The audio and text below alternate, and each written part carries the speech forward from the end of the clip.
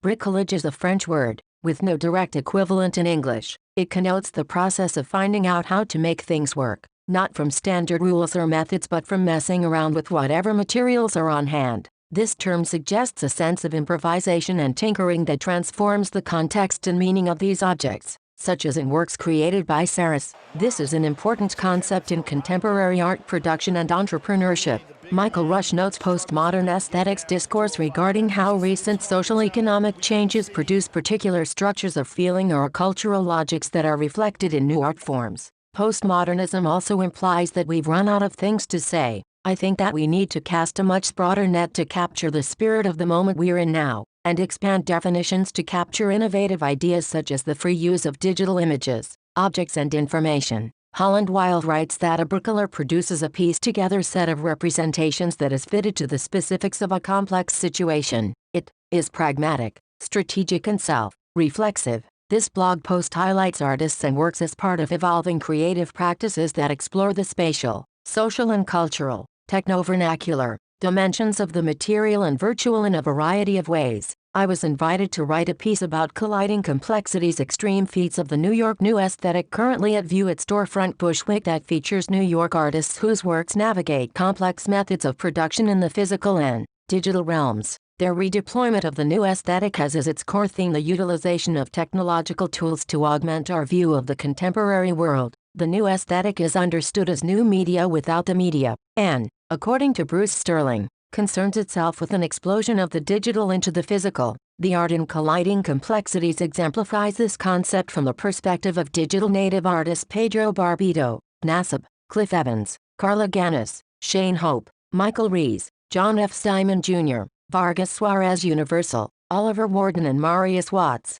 who was recently interviewed for the Art21 blog. Sterling writes that artists are frontiersmen of the new in their decision to adopt the tools of the now, to encourage further discourse and collaboration in the delineation of what constitutes the new aesthetic in contemporary art. A sincere new aesthetic would be a valiant, comprehensive effort to truly and sincerely engage with machine-generated imagery, not as a freak show, a metaphor or a stimulus to the imagination, but as it exists. Bruce Sterling. Mobile devices, coded or augmented images and virtual artifacts represent our evolving capabilities. They also serve as metaphors for what artists of the new aesthetic are doing and how they are experiencing both material and virtual worlds. Ryan Block writes that there are at least two things that seem certain about this development. We are what we use, and we tend not to move backwards. Our digital and mobile devices mediate our interactions and serve as an external representation of ourselves. It's a pivotal time in human creative history. We are projecting ourselves into a virtual, digital domain. We are human projectors. Nassib, Colliding Complexities artist-curator, Nassib, posted video vignettes for the gallery audience to view on smartphones via a QR code. A few are posted here to illustrate some of the challenges and opportunities artists have to analyze computer-based, scientific data and artifacts from a variety of sources and summarize them into new works of art. Shane Hope, Scriptable Scalable Species Tool Being, Smart Dustorman Mass Mod Mood Meds, 2012, 3D printed plow molecular models on acrylic substrate, photo courtesy the artist. In the late 1980s, Joseph Nechtvatel began creating paintings around the concept of the computer virus, that is by considering the image as a host for viruses, active agents whose role it is to manipulate and degrade the information contained in the image. Stefan Sikora writes that the virus is the basis of a creative process, producing newness in reference to the major influence of the virus on evolution in biological systems. Shane Hope continues this type of work, as he states, by modifying, manipulating and designing molecular structures based on software. The arts and sciences are similar in that they are expressions of what it is to be human in this world, and the artworks in Colliding Complexities are part of an ethos that, according to CERN researcher Arian Kolk, is unsubtle and still evolving. Working in that space of collision between art and science are artists like Pedro Barbido. Oliver Warden discusses his use of scientific models and data visualizations as a relevant take on abstraction. Seeing nature through computer imagery is part of how we understand our world. He states that his work is about matching the speed in which his brain processes images from the satellite, to the scientist, to the internet, to me. Carla Ganis talks about building universes on her computer, that is through portraiture that subverts intrusions on privacy and explores the multiplicity of ideas that manifest in material and virtual worlds. In virtual worlds, artists can release conceptions of self and extend perceptions of self beyond real life,